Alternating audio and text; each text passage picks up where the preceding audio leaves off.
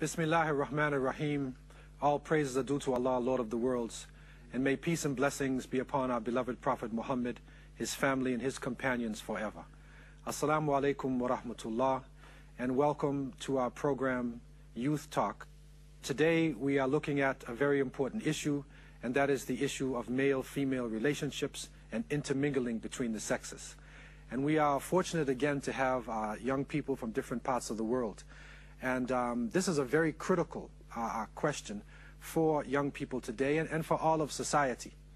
And that is because with Muslims in particular, Islam has laid down a definite pattern of dealing with male-female relationships.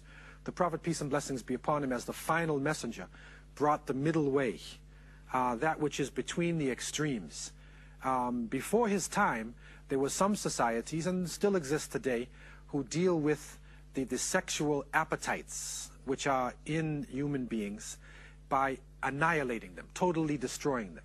And so in order to control this sexual desire, these societies would fast and they would totally destroy the sexual drive. That's one extreme.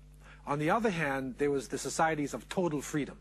And this is where the person just does anything that he wants to do.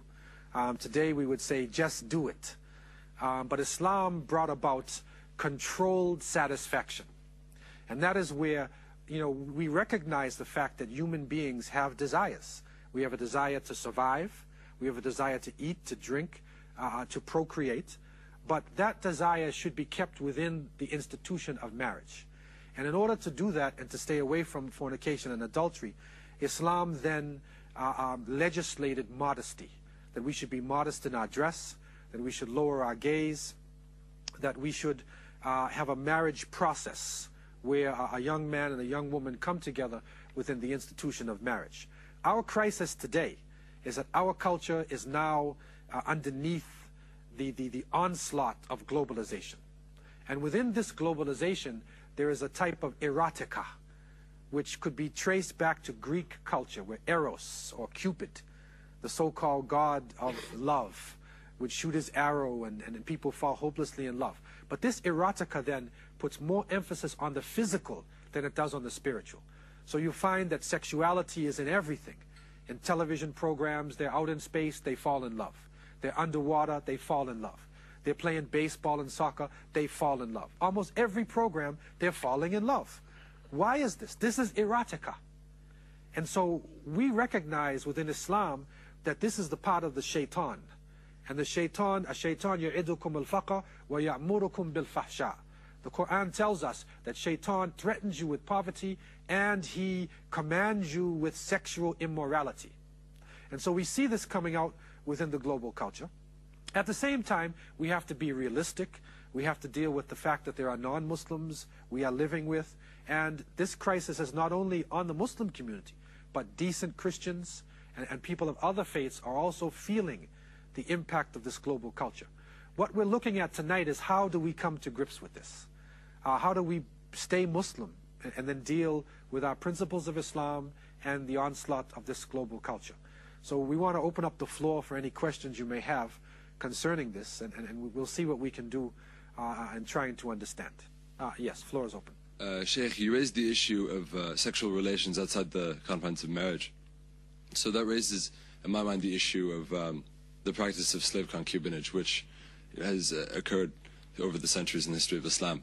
So how do you feel about that? I mean, a brother could theoretically raise the question, if it was all right for the Abbasis, is it all right for me? So. Right. Okay, well, this issue of slavery itself is very much misunderstood relative to Islam. And that is that in the time of the Prophet ﷺ, slavery was widespread all over the world. Literally, the slaves had no rights at all. And what Islam basically did was to phase out the basic forms of slavery, except prisoners of war. And so in a wartime situation, when people were captured in war, instead of killing them, it was permitted, for somebody to a man to go into a relationship where, with permission of the Amir. And so bonded servitude was developed. And within that, the relationship of the man to the woman was a form of marriage. So it was not just like a harem and the lecherous Arab sheikh and his slaves. This is the Arabian Nights, and this is propaganda. It was a legal relationship. So therefore, you know, the children were his children. You know, she had rights upon him. You know, very similar to a regular marriage. So really, the concept of slavery, as we know it, does not exist within Islam, and that's a totally different terminology. Question. Is it okay to have a relationship with a female that's strictly platonic, that there's no love in it, it's just that, like friends? Yeah. Is that possible according to Islam? Well, what we have recognized and what the Prophet ﷺ has laid down to us, and Islam has given us, is the fact that there are certain desires within human beings. And the desire for sex, you know, is one of the most powerful desires after the desire and the need to survive. And so therefore Islam then basically set parameters for relationships. You know, that the intermingling of the male and female, you know, should be basically those people within the family, the close family. And, you know, if there is a young man who has made intentions, you know, on a young woman or old man, for instance, whatever it is, if the intention is made between male and female, then it is permissible under the controlled circumstances. But the Prophet ﷺ made it very clear that if a man and a woman go out by themselves, that the third party is the shaitan. And really, so many problems have developed, you know, with people saying they have platonic relationships. But actually, that desire is moving from within. And, you know, the sexuality begins, you know, with a glance, a look, a nod, a discussion, and then it goes to a deeper level.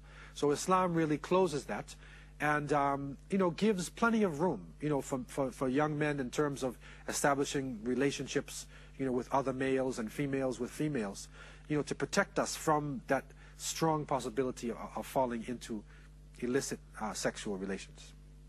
Question. Assalamu alaikum. My name is Amin Banjara, and one of the things that we find, I think, in terms of Muslims who are trying to uphold the segregation between males and females, you know, outside of the family, is that a lot of times the men seem to take almost limit the rights of the females, because they, you know, to keep it segregated, the men are more concerned with their own affairs because they're not interacting with the women. Right. And in this way, like in terms of going to the masjid or having places to pray, in terms of just like associations and things like that, where Muslims are looked after and the rights are being concerned. Right. What are the rights of the women in terms of, and what is the responsibility on the male to look after those rights of the female, beyond if they're not even in the family? Yeah. Okay, this is a very important question, because really the separation between the sexes should not mean the inequality. That would become what you could call gender apartheid, or a sense that there's like a class, upper class and lower class. But really Islam, you know, does not make one upper class and one lower class. It just separates, you know, the tightness in the relationship in order to protect from fornication and adultery.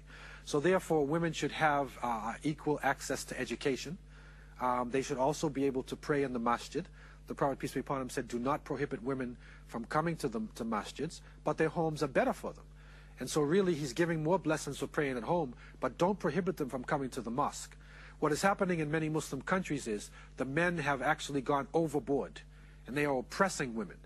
So women should have equal access to education and to all of the benefits of technology and society. But that does not mean that we have to totally free mingle between ourselves and then fall into the problems of the West. Also, if we are in a school, for instance, we are in a public school or in a public place, and there is somebody who's a student, this is a real situation. There's a female student, and she comes and asks you, you know, for the assignment for that night. You can give the person the assignment. You can talk in a business-like way, you know, to the female, or the female to the male. But the point is, if he asks her for the assignment, that's different than he says to her, where are you doing your homework? Can I do my homework with you? That's personal. So once it becomes personal, that is where Islam steps in and says, okay, if you want to become personal with me, then it should be for the purposes of marriage. So we have to try to be natural about this. I know some brothers, they walked around with their heads down, they were bumping into poles and, you know, trying to keep their gaze down. You know, we have to be natural about it, right? the first glance is for Allah, right? If you looked at somebody, that's for Allah. It's when you look back again, that one is for the shaitan. No. To follow up on this, one of the things you said is that women should have equal rights. And I think men will say, oh yes, they do. But when you come to many masajid, maybe there's no separate place for women to pray. So if they come to the masjid, the men will say, oh yeah, they could come. But if they come, there's no place for them. You know, so in a way, it's sending a message that you're only like not welcome. Like it's a very subtle. I think that because